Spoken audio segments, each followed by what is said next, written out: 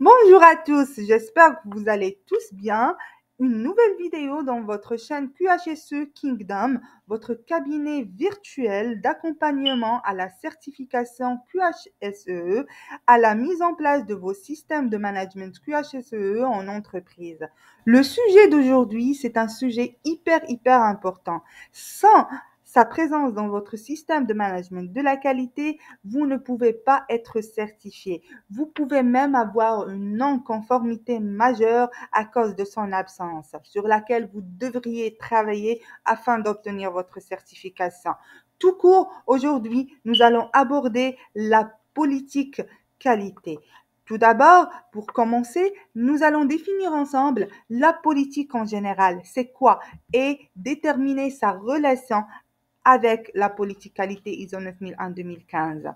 Premier axe de la définition de la politique, c'est un ensemble d'options prises collectivement ou individuellement par les gouvernants d'un État dans quelques domaines où s'exerce leur autorité, comme le domaine législatif, économique ou social, relations extérieures. Parlant de gouvernants, parlant d'autorité, quelle est la relation avec la politique de l'ISO 9001-2015? Eh bien, c'est la responsabilisation de la direction. La direction doit établir, mettre en œuvre et tenir à jour une politique qualité selon l'exigence de l'ISO 9001-2015. La politique aussi, c'est une méthode particulière de gouverner, de gouvernement. C'est une manière de gouverner. Elle peut être politique, libérale, autoritaire ou autre. Relation avec la 9001-2015, c'est directement le chapitre leadership qui consiste à mener ou conduire d'autres individus ou organisations dans le but d'atteindre certains objectifs. Autre définition ou autre axe de la définition de la politique, c'est que c'est un ensemble des moyens mis en œuvre dans certains domaines pour le gouvernement, comme la politique de l'emploi, des prix. Quelle relation entre moyens et la politique QHSE, la politique qualité selon l'ISO 9001-2015? Et c'est bien tout simplement la mise en œuvre de l'ISO 9001-2015 en général. On ne va pas dire que c'est uniquement le chapitre support ou la partie infrastructure, c'est bien toute la norme qui, à travers ces exigences, nous mène vers l'utilisation d'un ensemble de moyens et d'un ensemble d'outils pour se conformer à ces exigences et pour bâtir et construire un système de management de qualité efficace.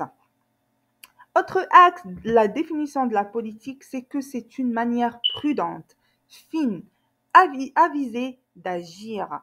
9001-2015, c'est l'analyse des risques et la planification.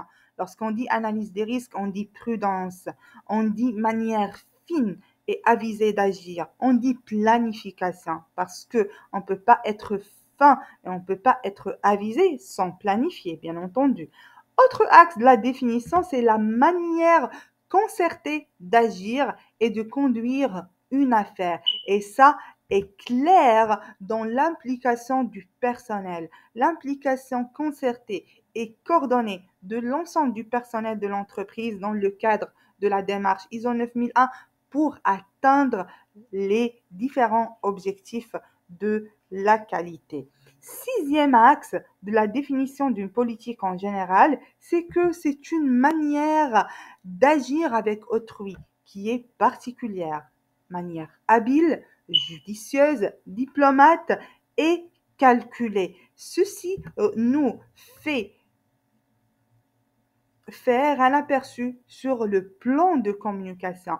La communication dans la 9001-2015 n'est pas une communication arbitraire, c'est une communication basée sur un plan.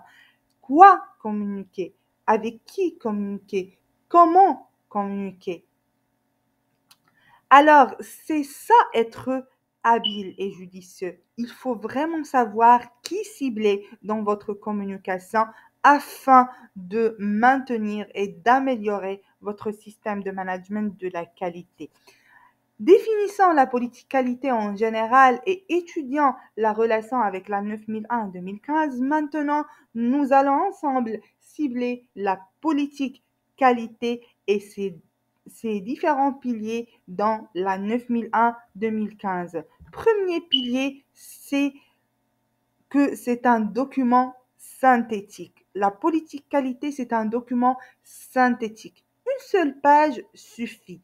Il définit de quelle manière votre démarche qualité s'inscrit dans votre stratégie globale de l'entreprise.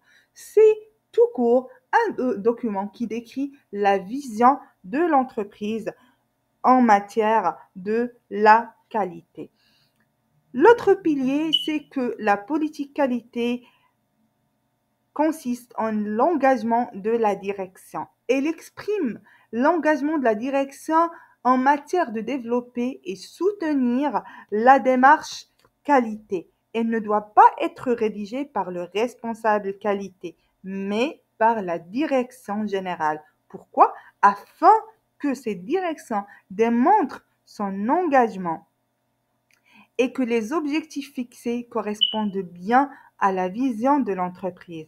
Mais ce qui se fait d'une manière générale, c'est que le responsable qualité, puisqu'il connaît très très bien le système, rédige cette politique et la discute par la suite avec le directeur général qui l'approuve ou lorsqu'il a des remarques, il les exprime et le responsable qualité modifie. Après, c'est le directeur qui l'approuve et la signe. Mais ce n'est pas la façon idéale de gérer la politique qualité en entreprise. La méthode la plus parfaite qui interprète l'engagement de la direction, c'est que le directeur lui-même en personne rédige la politique qualité. L'autre pilier, c'est qu'elle fournit un cadre pour établir et revoir les objectifs qualité. L'autre pilier supplémentaire, c'est que c'est un moyen de prouver la satisfaction client. Il contient toujours une orientation pour la satisfaction client. La politique qualité aussi met l'accent sur les collaborateurs d'une façon générale et les parties intéressées ou parties prenantes d'une façon particulière. C'est un engagement que l'entreprise prend auprès de ses collaborateurs et de ses parties prenantes. Lorsqu'on dit parties prenantes, on veut dire clients, actionnaires, institutions de tutelle, employés, sous-traitants, etc. Alors, toujours dans le cadre des piliers de la politique qualité, c'est un engagement à l'amélioration continue. Loi de Deming. L'amélioration continue, c'est la base du management de la qualité. Ce n'est pas un système de management qui est stagnant. Il est toujours en amélioration. On voit toujours quelles lacunes existent dans le système et on essaie de le refondre à nouveau et de l'améliorer en continu. Un point hyper intéressant dans la politique qualité et dans le système de management de la qualité, c'est l'engagement au respect des exigences légales et réglementaires et autres exigences. Il est très intéressant qu'il figure sur votre politique qualité et d'une manière claire. Finalement, la politique qualité doit contenir un engagement à améliorer en permanence l'efficacité du système de management de la qualité. On cherche à travers la mise en place d'un système de management de la qualité dans une entreprise à être efficace, à ce que notre système en général soit efficace, à ce que notre stratégie soit efficace, à ce que notre production et notre amélioration d'une façon générale soit efficace. Et c'est un point très important et très essentiel à mettre dans votre politique qualité. Question qui se pose: comment rédiger une politique qualité et à quoi elle va ressembler? Voilà, alors la politique qualité, elle doit contenir, comme on a dit, les objectifs, les exigences et toute autre chose sur lesquelles nous avons parlé. Comme d'habitude, on prend pour la mise en situation notre entreprise virtuelle XSARL. Et voici la politique que j'ai rédigée pour XSARL. Nous allons la lire ensemble. Chez XSARL, la satisfaction de nos clients est notre priorité numéro 1. Nous nous engageons dans ce cadre à encourager nos collaborateurs à s'inscrire dans une démarche qualité axée sur les objectifs suivants. Les objectifs et tous les mots que vous avez en gras signifient que c'est un point à inclure impérativement dans la politique. Quels sont les objectifs de XSARL? C'est de fournir en continu à nos clients un produit de qualité conforme aux normes standards de qualité et sécurité alimentaire. Être à jour et en phase avec le développement du marché alimentaire mondial, respecter les exigences légales et réglementaires et autres exigences cadrant notre activité, développer nos techniques de contrôle alimentaire du produit tout au long du cycle de production, maintenir de bonnes relations avec nos parties intéressées et répondre en continu à leurs besoins et attentes. Nous veillons Nous veillerons à impliquer tous nos collaborateurs à améliorer en continu notre système de management de la qualité et à mesurer son efficacité en permanence. Signé le PDG de XSARL. Voilà, c'est un exemple de politique qualité que vous pouvez peut-être suivre ou vous pouvez s'en inspirer pour rédiger la politique qualité de votre entreprise. Alors, la politique qualité, elle est bien là. C'est très bien. Elle est rédigée, c'est parfait. Elle contient l'ensemble des piliers de l'entreprise. C'est top. Mais elle est sans valeur si elle n'est pas communiquée à l'ensemble des collaborateurs de l'entreprise, sans aucune exception. La communication de la politique qualité, comme j'ai dit, c'est un pilier hyper important et qui figure bien entendu dans l'audit. Et l'auditeur s'assure que cette exigence, elle est réalisée et que vous êtes conforme à cette exigence de communication de la politique. Si vous ne l'êtes pas, ça peut être enregistré comme non-conformité. Alors, comment se fait cette communication? Elle se fait à travers des séances de sensibilisation à l'ensemble des collaborateurs.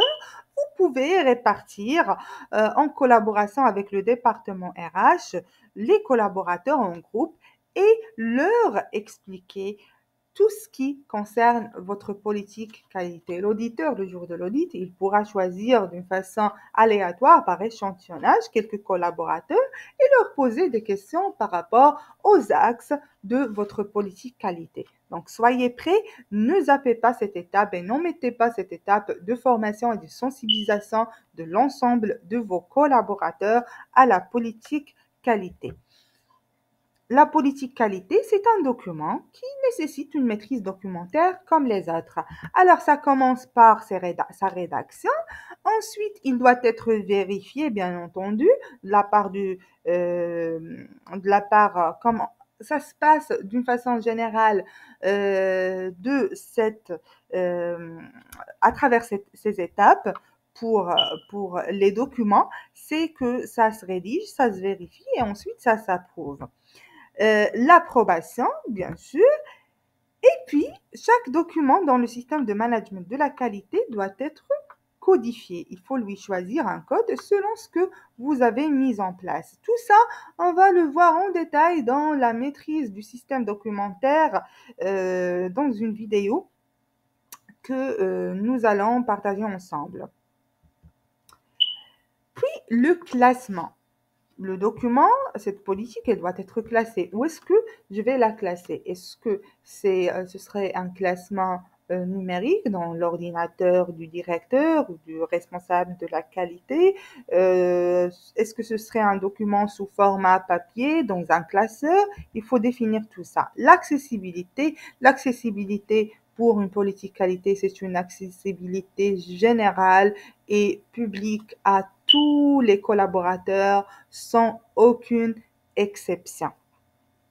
Elle peut même arriver à un partage sur Internet de la politique.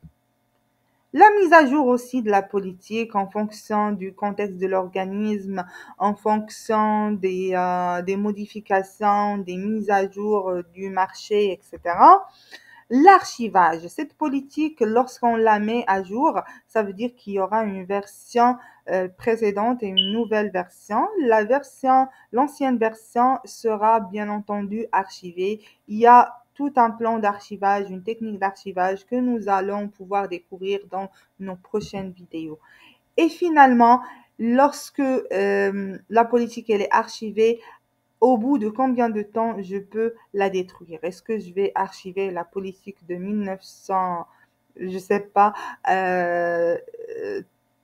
pour une éternité, ou bien il y a un certain moment dans lequel il est possible de la détruire?